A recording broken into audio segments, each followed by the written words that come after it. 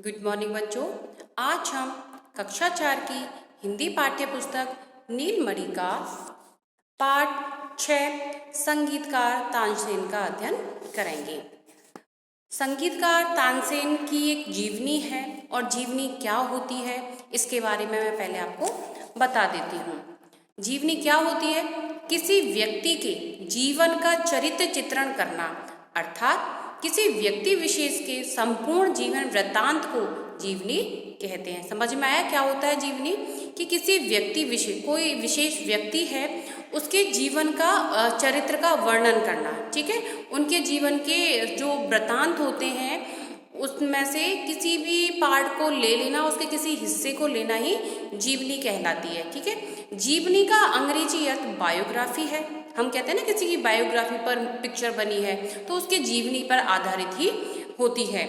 जीवनी में व्यक्ति विशेष के जीवन में घटित घटनाओं का कलात्मक और सौंदर्यता के साथ चित्रण होता है। तो समझ में आया क्या होती है जीवनी?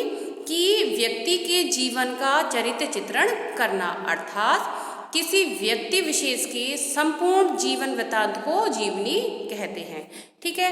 तो जो आज हमारा पाठ है 6 नंबर, उसका नाम संगीतकार तानसेन है और यह संगीतकार तानसेन की जीवनी है। संगीत के क्षेत्र में तानसेन का नाम सुप्रसिद्ध है। आप तानसेन के बारे में जानते हो, एक वो महान संगीतकार थे, ठीक है, इसलिए उनका नाम क्या है? प्रसिद्ध है। ये कैसे इतने उच्च कोटि के संगीतकार बने, इसका विवरण यहाँ दिया गया है, ठीक है। तो इस पाठ में हम ये जानेंगे कि संगीतकार जो तानसेन थे वो महान, मतलब सुप्रसिद्ध कैसे हुए, वो महान संगीतकार कैसे बने। संगीत सम्राट तानसेन का जन्म आज से लगभग 400 वर्ष पूर्व ग्वालियर के निकट एक गांव में हुआ था, ठीक है। कहाँ हुआ था संगीतकार तानसेन का जन्म? आज से लगभग 400 वर्ष पूर्व हुआ था और ग्वालियर के निकट एक गांव में हुआ था।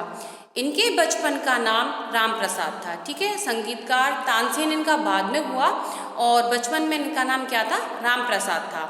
राम प्रसाद के पिता ने उन्हें पढ़ने लिखने के लिए शिक्षक रखे, लेकिन उनका मन पढ़ाई में नहीं लगा।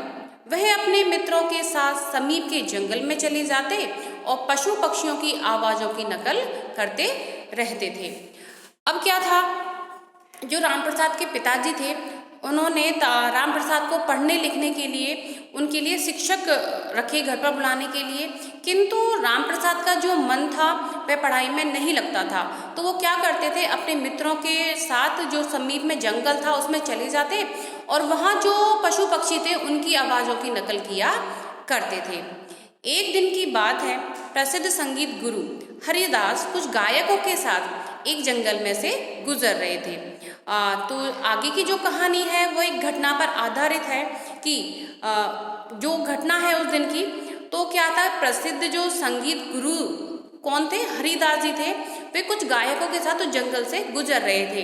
राम प्रसाद एक झाड़ी के पीछे छिपकर शेर की तरह दहाड़ने लगा। जब वो लोग वहाँ से निकल रहे थे तो राम प्रसाद ने क्या किया, एक झाड़ी के पीछे छुप गया और शेर की आवाज़ निकालने लगा। दहाड़ सुनकर गायक डर गए। जब बालक राम प्रसाद सामने आया तो गुरु हरिदास ने इस नकल की प्रशंसा की और उसको अपना शिष्य बना लिया। जब तानसेन आवाज़ निकाल रहे थे झाड़ी के पीछे छिपकर, तो जो हरिदास जी और उनके शिष्य थे वो क्या होता है, डर जाते हैं। लेकिन थोड़ी देर बाद ही तानसेन होते हैं, राम प्रसाद जो होते हैं वह बाहर आ जाते हैं और जब उसको देखते हैं हरिदास जी कि ये लड़का है और ये शेर की आवाज़ निकाल रहा है, तो वो उसकी प्रशंसा करते हैं और उसको अपना शिष्य बना लेते हैं। तानसेन ने उनके पास रहकर लगभग 10 वर्ष तक संगीत की शिक्षा प्राप्त करी। अब कितने वर्ष जो राम प्रसाद थे वह हरिदास जी के पास लगभग 10 वर्ष तक रहे और उनसे संगीत की शिक्षा प्राप्त की। अपने पिता की आखिरी इच्छा पूरी करने के लिए राम प्रसाद ग्वालियर के प्रसिद्ध संत और संगीतज्ञ मोहम्मद गौस के पास शिक्षा प्राप्त करने गए। उनके पिता की आखिरी इच्छा थी, उसको पूरा करने के लिए राम प्रसाद जी क्या करते हैं, ग्वालियर के जो प्रसिद्ध संत और संगीतज्ञ होते हैं थे मोहम्मद गौस, उनके पास शिक्षा प्राप्त करने चले जाते हैं। इसी बीच रीवा के महाराज रामचंद्र ने राम प्रसाद को दरबार का राजगायक बनने के लिए निमंत्रण दिया। जब हरिदास जी के पास जो तानसेन थे, राम प्रसाद थे, वह 10 वर्षों तक रहे और शिक्षा ग्रहण की उन्होंने, तो उनकी वो इतना निपुण हो गए थे अपने संगीत के अंदर। तो इसी बीच में क्या हुआ, जब मोहम्मद गौस से वो शिक्षा ले रहे थे, तो जो रीवा के महाराज रामचंद्र थे, उन्होंने जो राम प्रसाद थे उनको निमंत्रण भेजा कि वह उनके राजगायक बन जाएं। यह बहुत बड़ा सम्मान था और इसी कारण उनकी ख्याति तानसेन के नाम से होने लगी। अब राजगायक बनना एक बहुत बड़ी बात होती है, तो उन्होंने उसको स्वीकार कर लिया, क्योंकि उनके लिए बहुत बड़ी सम्मान की बात थी। और उसके बाद ही उनका नाम तानसेन पड़ा। और वो जब विख्यात हुए, प्रसिद्ध हुए, तो तानसेन के नाम से ही विख्यात हुए। एक बार सम्राट अकबर रीवा पधारे। ठीक है, तो अकबर के बारे में तो आप जानते हो कि अकबर एक महान कौन थे, शासक हुए हैं वो, तो वो रीवा आते हैं। ठीक है, तानसेन के गायन से प्रभावित होकर उन्होंने उनको अपने दरबार में निमंत्रित किया। वो इतने प्रभावित हुए तानसेन के संगीत से कि वो तानसेन को कहते हैं कि तुम मेरे दरबार में आओ। रीवा नरेश ने तानसेन को राज उपहार के रूप में अकबर के पास भेज दिया। अब राजनायक थे वो, राज्य गायक थे उनके रीवा के शासक के, तो वो क्या करते हैं, जब अकबर ने उनको बुलाया राज दरबार में, तो जो रीवा के शासक थे वो राज उपहार के रूप में अकबर के पास उनको भेज देते हैं। तानसेन के संगीत में इतनी शक्ति थी कि वह किसी को भी भाव विभोर तथा द्रवित कर सकते थे। वाकई में एक बात है कि जो संगीत है, वो संगीत में इतनी शक्ति होती है कि वो किसी को भी मोहित कर सकता है, किसी को भी भाव विभोर कर सकता है, किसी को भी द्रवित कर सकता है। संगीत में इतनी शक्ति होती है। तानसेन के संगीत के बारे में कई किस्से प्रसिद्ध हैं। कहा जाता है कि जब तानसेन गाते थे तो उन्हें सुनने के लिए उनके आसपास पशु पक्षी भी आ जाया करते थे। तो देखा कि कितनी शक्ति होती है संगीत के अंदर। इंसान ही नहीं, जानवर भी उनका संगीत सुनने के लिए उनके आसपास आ जाया करते थे। एक बार सम्राट अकबर शिकार पर गए, जहां उन्हें एक हाथी दिखाई दिया। आगे की जो घटना है वह जब अकबर के दरबार में चले जाते हैं उस समय की है। तो सम्राट अकबर थे, वो शिकार पर जाते हैं और उन्हें एक हाथी दिखाई देता है और वह चाहते हैं कि मैं इस हाथी की सवारी करूं। परंतु हाथी भयानक कैसा था, जंगली था। अब उस जंगली हाथी को वश में करना कठिन कार्य था। तानसेन ने गाना शुरू किया, हाथी धीरे धीरे शांत हो गया। अब देखो, महाराज जी जो सम्राट अकबर थे वह चाहते थे कि मैं इस हाथी की सवारी करूं, किंतु हाथी थोड़ा कैसा था, भयानक था। ठीक है, तो तानसेन गाना शुरू कर देते हैं और गाना सुनते ही वो क्या होता है, जो हाथी होता है वो एकदम शांत हो जाता है। कुछ समय बाद सम्राट उस पर सवारी करने में सफल हो गए। सम्राट अकबर तानसेन के संगीत से इतने प्रभावित हुए कि उन्होंने अपने गले से हीरों जड़ा हार उतारकर तानसेन को भेंट कर दिया। अब जो सम्राट अकबर थे वो तानसेन के संगीत से इतने प्रभावित हो जाते हैं कि उसी समय अपने गले से हीरों का हार उतारकर तानसेन को दे देते हैं। एक दिन दरबार के कुछ लोगों ने वह हार चुरा लिया। अब जब किसी को ख्याति मिलती है, कोई प्रसिद्ध होता है, तो और लोग उससे जलने लग जाते हैं। तो यही तानसेन के साथ हुआ। जो और दरबारी लोग थे वह इस ख्याति से जलने लगे कि ये जो तानसेन है वह जो अकबर का भी प्रिय होता जा रहा है, तो यह उनके लिए अच्छा नहीं था। तो वो क्या करते हैं, जो हीरों का हार था जो अकबर ने दिया था उसको क्या करते हैं, उसका चुरा लेते हैं। सम्राट और चुरा लिया और सम्राट को बताया कि तानसेन ने वह हार ऊंचे मूल्य में बेच दिया है। सम्राट यह सुनकर आग बबूला हो गए और तानसेन से गुस्से में बोले, अब तुम वही हार पहनकर मेरे सामने आना, नहीं तो मैं तुम्हें दरबार से निकाल दूंगा। अब जो अन्य दरबारी थे वह सम्राट अकबर के कान भर देते हैं।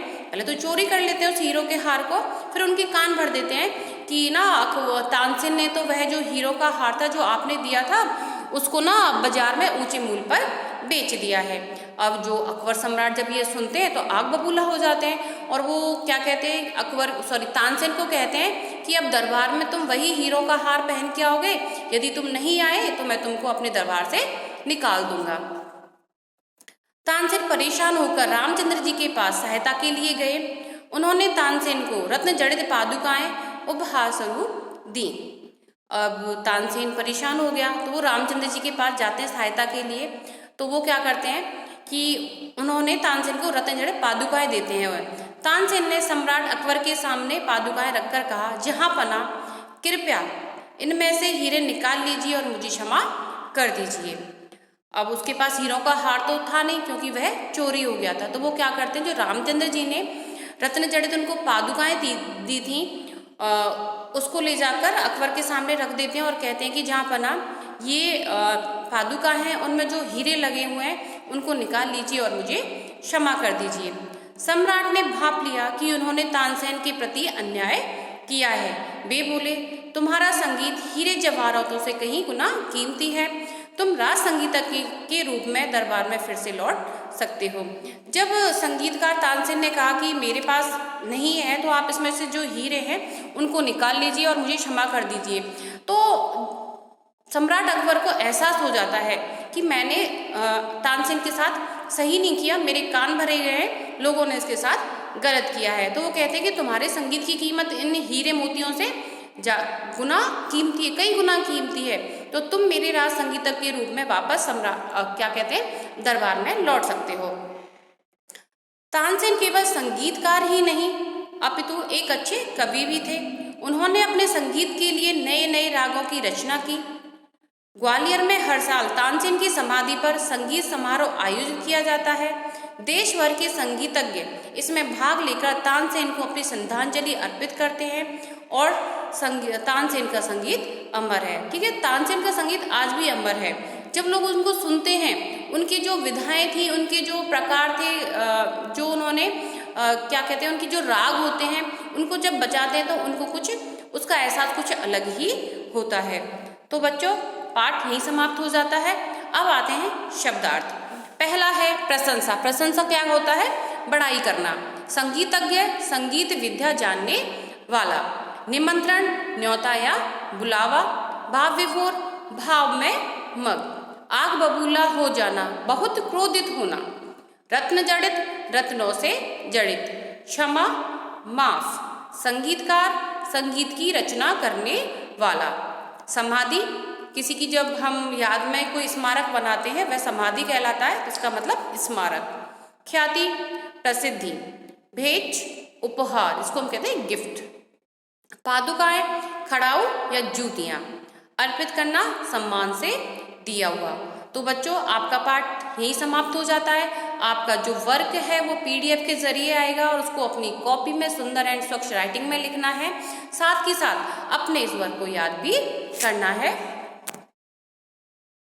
धन्यवाद।